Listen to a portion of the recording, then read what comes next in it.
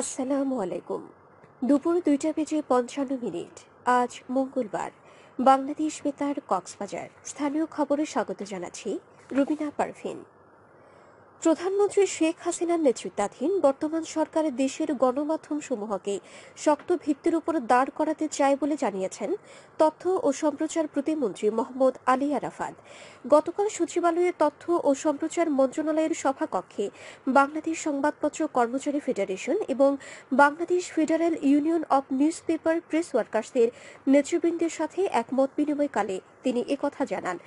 বাংলাদেশ সংবাদপত্র কর্মচারী ফেডারেশনের সভাপতি মোহাম্মদ মতিউর রহমান তালুকদার এবং Bangladesh federal union of newspaper press ওয়ার্কার্সের সভাপতি মোহাম্মদ আলমগীর হোসেন খান সহ উভয় সংগঠনের নেতৃবৃন্দ এ সময় উপস্থিত ছিলেন। এ সময় গণমাধ্যম কর্মী আইন প্রণয়নে বাংলাদেশ সংবাদপত্র কর্মচারী ফেডারেশন এবং Bangladesh federal union of newspaper press ওয়ার্কার্সের প্রতিনিধি সহ সংশ্লিষ্ট অংশীজনদের সক্রিয় অংশগ্রহণ ও সহযোগিতা প্রত্যাশা করেন তথ্য ও সম্প্রচার প্রতিমন্ত্রী। কক্সবাজার উন্নয়ন কর্তৃপক্ষ কোকের উদ্যোগে মহাপরিকল্পনা প্রণয়নে দ্রুত নগর ও আঞ্চলিক মূল্যায়ন শীর্ষক আলোচনা ও মত বিনিময় সভা অনুষ্ঠিত হয়েছে। গতকাল কলাতলী সৈকত কিন্ডারগার্টেন স্কুলে কোকের মহাপরিকল্পনা প্রণয়ন প্রকল্পের প্রধান পরামর্শক প্রতিষ্ঠান বাংলাদেশ সেনাবাহিনীর এডহক সিএসসি এবং সহযোগী প্রতিষ্ঠান ইকে আর্কিটেক্টস স্যাট্রন জেভির যৌথ উদ্যোগে এই সভা অনুষ্ঠিত হয়।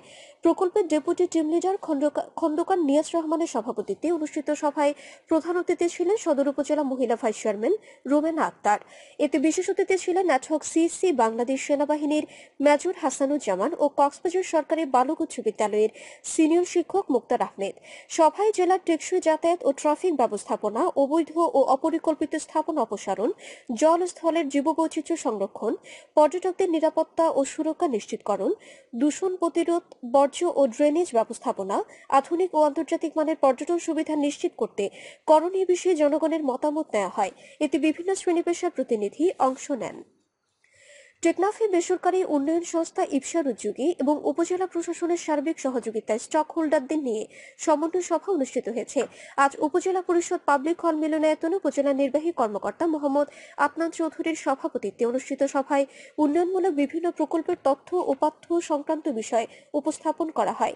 এই সময় উপজেলা পরিষদের ভাইস চেয়ারম্যান সরোয়ার আলম, মহিলা ভাইস চেয়ারম্যান মর্জিনা আক্তার, উপজেলা পরিষদের কর্মকর্তা, জনপ্রতিনিধি ও সংশ্লিষ্টরা উপস্থিত ছিলেন। উখিয়ার লম্বাশিয়া রোহিঙ্গা ক্যাম্পে দুর্বৃত্তদের ছুরিকাঘাতে মোহাম্মদ ইসমাইল নামের একজন রোহিঙ্গা নিহত হয়েছে। ক্যাম্প প্রশাসনের সহযোগিতায় পুলিশ লাশ উদ্ধার করে ময়নাতদন্তের জন্য কক্সবাজার সদর হাসপাতালে প্রেরণ করেছে। নিহত মোহাম্মদ ইসমাইল উখিয়ার লম্বাশিয়া রোহিঙ্গা ক্যাম্পের বাদশা মিয়ার ছেলে। গতকাল কুতুপালং 2 নম্বর রোহিঙ্গা ক্যাম্পের ইস্ট D1 ব্লকে এই ঘটনা ঘটে। উখিয়া থানার তদন্ত ওসি মোহাম্মদ শফিক এ তথ্য নিশ্চিত করে জানান, এ ঘটনায় জড়িতদের গ্রেফতারে পুলিশ অভিযান শুরু করেছে। ঈদগাঁওতে মাঠে গড়াচ্ছে জাতির পিতা বঙ্গবন্ধু শেখ মুজিবুর রহমান জাতীয় গোল্ড কাপ ফুটবল টুর্নামেন্ট বালক অনূর্ধ্ব-17। ঈদগাঁও উপজেলা প্রশাসন ও উপজেলা ক্রীড়া সংস্থা এই টুর্নামেন্টের আয়োজন করেছে। উপজেলার 5টি ইউনিয়নে এ টুর্নামেন্ট অংশ নেবে। 11 জুলাই ঈদগাঁও শেখ রাসেল মিনি স্টেডিয়ামে উদ্বোধনী ম্যাচ অনুষ্ঠিত হবে। এতে ইসলামাবাদ ইউনিয়ন পরিষদ জালালাবাদ ইউনিয়ন পরিষদের বিপক্ষে লড়বে। অংশগ্রহণকারী অন্য ইউনিয়নগুলো হচ্ছে ঈদগাঁও, পুকখালী ও ইসলামপুর। প্রতিদিন বিকেল 3টায় টুর্নামেন্টের ম্যাচ শুরু হবে। 2 গ্রুপে বিভক্ত টুর্নামেন্টের ফাইনাল ম্যাচ একই ভেন্যুতে অনুষ্ঠিত হবে 15 জুলাই। আবহাওয়া আজ দুপুর 12টা হতে আগামীকাল দুপুর 12টা পর্যন্ত কক্সবাজার ও পার্শ্ববর্তী এলাকাসমূহের জন্য আবহাওয়ার পূর্বাভাসে বলা হয়েছে, আকাশ অস্থায়ীভাবে আংশিক মেঘলা সহ মেঘাচ্ছন্ন থাকতে পারে। সেই সাথে অনেক জায়গায় অস্থায়ীভাবে দমকা অথবা ঝোড়ো হাওয়া সহ বৃষ্টি অথবা বজ্রসহ বৃষ্টি হতে পারে। বাতাস দক্ষিণ দক্ষিণ পশ্চিম দিক হতে ঘন্টায় 8 থেকে 16 কিলোমিটার বেগে প্রবাহিত হতে পারে। সেই সাথে অস্থায়ীভাবে দমকা সহ দক্ষিণ দক্ষিণ পূর্ব দিক হতে ঘন্টায় 30 থেকে 40 কিলোমিটার বা তার অধিক বেগে প্রবাহিত হতে পারে। কক্সবাজার সমুদ্র বন্দরের জন্য কোনো সংকেত নেই। আগামী 24 ঘন্টায় দিন ও রাতের তাপমাত্রা প্রায় অপরিবর্তিত থাকতে পারে।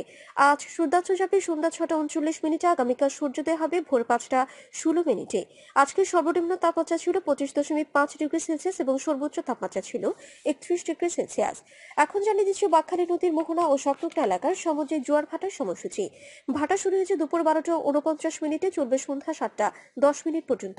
জোয়ার শুরু হবে সন্ধ্যা 7টা 10 মিনিটে, চলবে রাত 1টা 2 মিনিট পর্যন্ত। পুনরায় ভাটা শুরু হবে রাত রাত 1:02 চলবে আগামীকাল সকাল 7:01 পর্যন্ত। সবশেষে পর্যটক বার্তা।